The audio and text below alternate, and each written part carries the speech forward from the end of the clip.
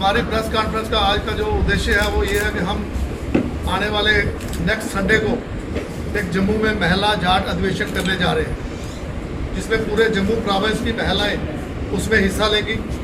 और उस कार्यक्रम को करने का उद्देश्य हमारा ये है कि हम ज़्यादातर लोग जो है वो छम सेक्टर से माइग्रेट होकर डिस्प्लेस होकर आए हुए हैं और हमारी बड़ी सारी डिमांड जो है आज तक अनसॉल्व पड़ी है। हमें सालों साल हो गया कि गवर्नमेंट के पास उसके लिए अप्रोच करते जद्दोजहद करते, मगर आज तक किसी ने सुना नहीं।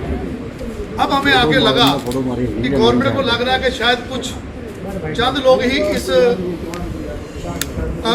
चला रहे हैं, डिमांड कर रहे हैं। तो हमने उसी को सोचते हुए एक महिला का अधिवेशन जो किया, जिसमें हमें लग रहा है कि काफ़ी संख्या में महिला होंगी वहाँ पे। और गवर्नमेंट को ये बताना चाहेंगे, चंद लोग नहीं, पूरा समाज, पूरा जाट समाज ही उसके लिए गवर्नमेंट से डिमांड कर रहा है। और एक चीज़ मैं ये कहूँगा, आने वाले कुछ ही दिनों में जो इलेक्शन होने जा रहे हैं, अगर इस सरकार ने हमारे मुद्दों की तरफ ध्यान नहीं दिया, इस सरकार को हम वोट की चोट देंगे। हम उसी के बारे में मैं एक चीज़ और कहना चाहूँगा कि किसी भी समाज को, किसी भी देश को, या किसी भी महिलाएं जिस तरीके से उसको चला सकती हैं, पुरुष इतने सक्षम नहीं है। इसीलिए हमने ये सोचा कि, और हमारी महिलाओं ने हमें पूरा आश्वासन दिया कि हम पुरुषों के साथ कंधे से कंधा मिला के चलेंगे और इस लड़ाई में, इस जद्दोजहद में पूरी समाज, जाट समाज की महिलाएं हम पुरुषों के साथ हैं। और आने वाले दिनों में ये जो आंदोलन आज तक हम कर रहे हैं, ये आज तक बड़ा तेजी से हो सकता है। अब गवर्नमेंट के ऊपर है कि उगर जाए या ना जाए। तो मैं ये एक तरफ से गवर्नमेंट को ये चेतावनी भी देना चाहता हूँ आपके माध्यम से कि ये जो डिमांड्स हैं, हमारी एक डिमांड्स है ओबीसी की। मैं ये कहना चाहूँगा कि हिंदुस्तान की 11 स्टेट्स में जाटों को ओबीसी दी गई है। वाहिद एक जम्मू कश्मीर स्टेट है जिसमें नहीं दी गई है।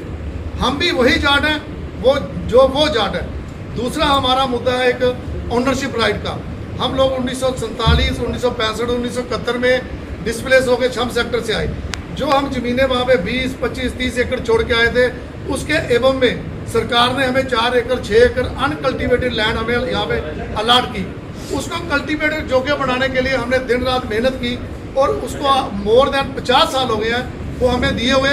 आज तक उसके ओनरशिप राइट हमें नहीं मिल रहे कंपल्सरी। और दूसरा उसके साथ रिंग रोड बन रहे हैं, हॉस्पिटल बन रहे हैं, फ्लाईओवर बन रहे हैं, और जितनी भी ज़मीन वो एक्वायर कर रहे हैं उसका मुआवजा सीधे सीधे कस्टोडियल लैंड को जाता है। वो ज़मीन हमने कोई कब्जा नहीं किया हुआ, गवर्नमेंट ने हमें अलाट किया और गवर्नमेंट ने उसे हमें उसका कंपनसेशन देना चाहिए। बॉर्डर फेंसिंग का मसला है, बॉर्डर के ऊपर बॉर्डर बंद बन रहे हैं, हमें उसकी कोई पैसा नहीं मिल रहा है। और ये हमारी जेन्युइन डिमांड है। और इसके साथ मैं एक चीज़ और जोड़ना चाहूँगा कि आपने पता होगा कि जब प्राइम मिनिस्टर साहब श्रीनगर में आए, तो पिछली जो सरकार थी उन्होंने बोला था कि वन टाइम सेटलमेंट की शेप में हम 25 लाख रुपए देंगे। मगर उन्होंने प्राइम मिनिस्टर साहब ने श्रीनगर में ये कहा 25 में हम 30 देंगे।